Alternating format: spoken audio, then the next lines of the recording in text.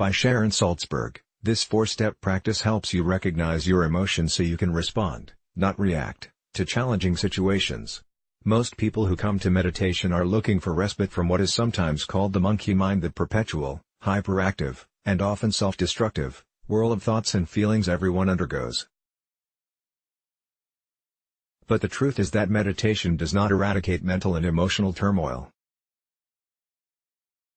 Rather, it cultivates the space and gentleness that allow us intimacy with our experiences so that we can relate quite differently to our cascade of emotions and thoughts. That different relationship is where freedom lies.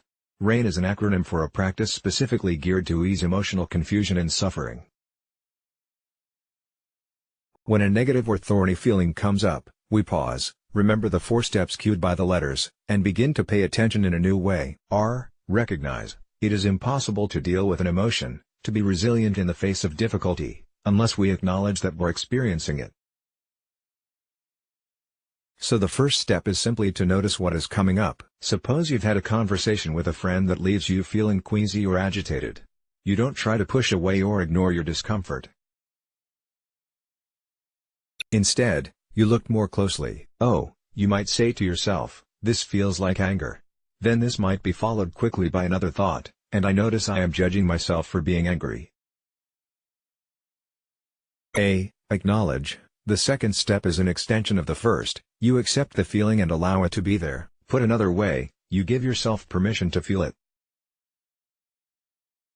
You remind yourself that you don't have the power to successfully declare, I shouldn't have such hateful feelings about a friend, or I've got to be less sensitive.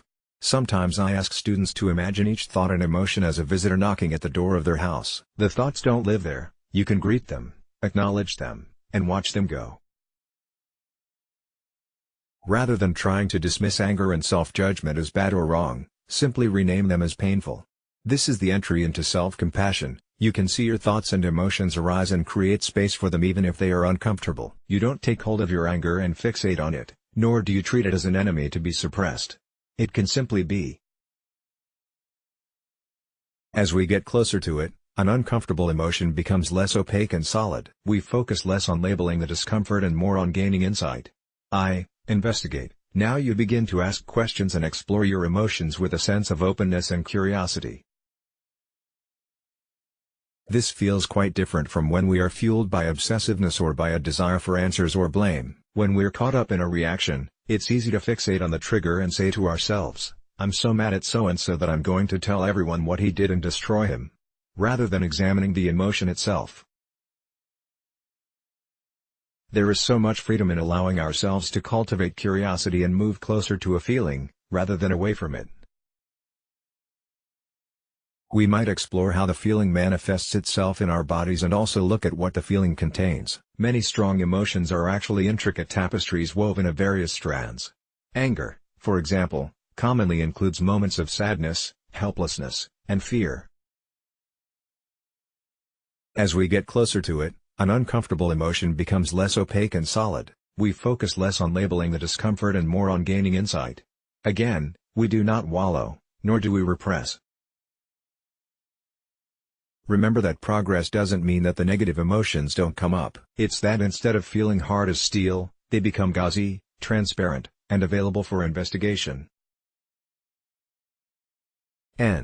Non-identify. In the final step of RAIN, we consciously avoid being defined by, identified with, a particular feeling, even as we may engage with it. Feeling angry with a particular person, in a particular conversation, about a particular situation is very different from telling yourself, I am an angry person and always will be. You permit yourself to see your own anger, your own fear, your own resentment, whatever is there, and instead of spiraling down into judgment, I'm such a terrible person, you make a gentle observation, something like, oh, this is a state of suffering. This opens the door to a compassionate relationship with yourself, which is the real foundation of a compassionate relationship with others. By allowing ourselves this simple recognition, we begin to accept that we will never be able to control our experiences, but that we can transform our relationship to them. This changes everything. We cannot will what thoughts and feelings arise in us.